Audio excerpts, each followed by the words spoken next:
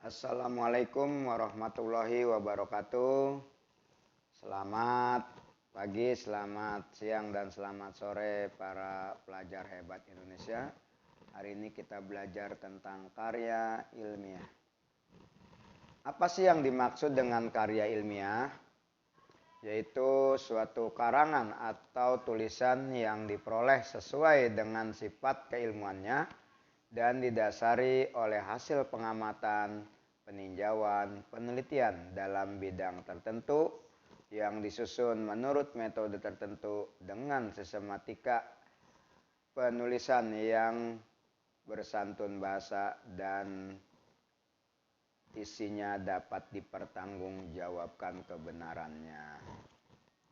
Tujuan dari karya ilmiah adalah memberi penjelasan, memberi komentar atau penilaian, memberi saran, menampilkan sanggahan, dan membuktikan hipotesa. Ya, jadi ada 5 ya anak-anak.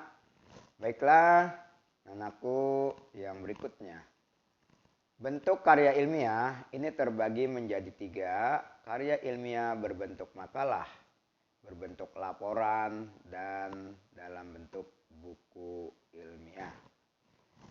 Selanjutnya, dalam bentuk karya ilmiah makalah, ini dapat kita ketahui yaitu bahwa umumnya disusun untuk penulisan di dalam publikasi ilmiah, misalnya jurnal pengetahuan, kemudian majalah, seminar, buletin, dan sebagainya. Kemudian juga ciri pokok dari makalah adalah secara singkat, hanya pokok-pokoknya saja dan daftar isinya saja. Kemudian yang kedua, karya ilmiah bentuk populer. Ini adalah karya ilmiah yang ditulis untuk melaporkan hasil-hasil penelitian, observasi, atau survei yang dilakukan oleh seseorang atau kelompok orang.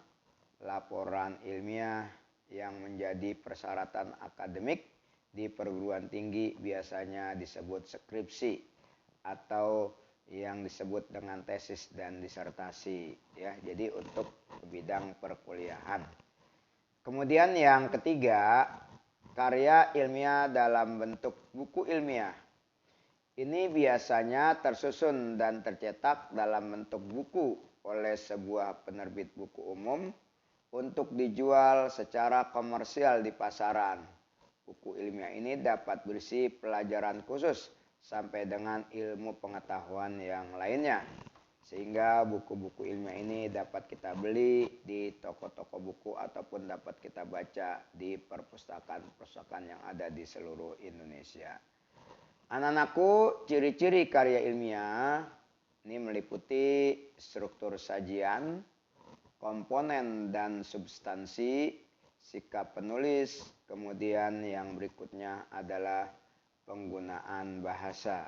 Walaupun di samping itu ada pula ciri-ciri ilmiah yang disebut dengan logis, kemudian dapat dipertanggungjawabkan dan lain-lain. Ini kita bahas di pertemuan yang akan datang ya.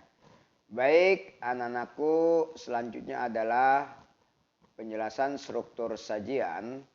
Ini karya ilmiah sangat ketat. Biasanya terdiri dari bagian awal, bagian inti, dan bagian penutup. Bagian awal itu pengantar ke bagian inti, sedangkan inti merupakan sajian gagasan pokok yang ingin disampaikan dan dapat terdiri dari beberapa bab atau subtopik. Bagian penutup biasanya menjelaskan kesimpulan, pokok-pokok pembahasan serta rekomendasi penulis tentang tindak lanjut gagasan tersebut. Anak-anakku, yang kedua adalah struktur sajian. Ini terdiri dari bagian awal, bagian tengah, dan bagian akhir. Pada bagian awal ini merupakan sebagai langkah ya. kemudian tengah juga merupakan bagian isi, dan bagian akhir merupakan kesimpulan. Di sini akan dijelaskan secara rinci. Ya, ini meliputi halaman judul, lembar pernyataan, lembar pengesahan, abstraksi, halaman kata pengantar, halaman daftar isi, kemudian halaman tabel, halaman daftar gambar, grafik, diagram, bagan, peta, dan sebagainya. Ini merupakan bagian awal pada sebuah karya ilmiah yang dapat dijadikan sebagai bagian pembuka. Anak-anakku, para pelajar hebat Indonesia, bagian tengah ini mencantumkan isi, diantaranya adalah bab pendahuluan, bab landasan teori atau bab tinjauan pustaka, metode penelitian, bab analisis data dan pembahasan, dan bab 5 adalah kesimpulan dan saran. Jadi terdiri dari 5 bab pada umumnya.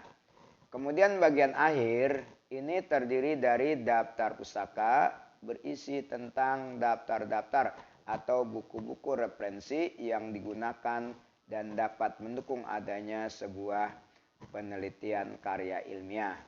Diikuti adalah lampiran-lampiran berisi tentang tambahan mengenai informasi yang dapat dijadikan sebagai dasar sebuah laporan ilmiah.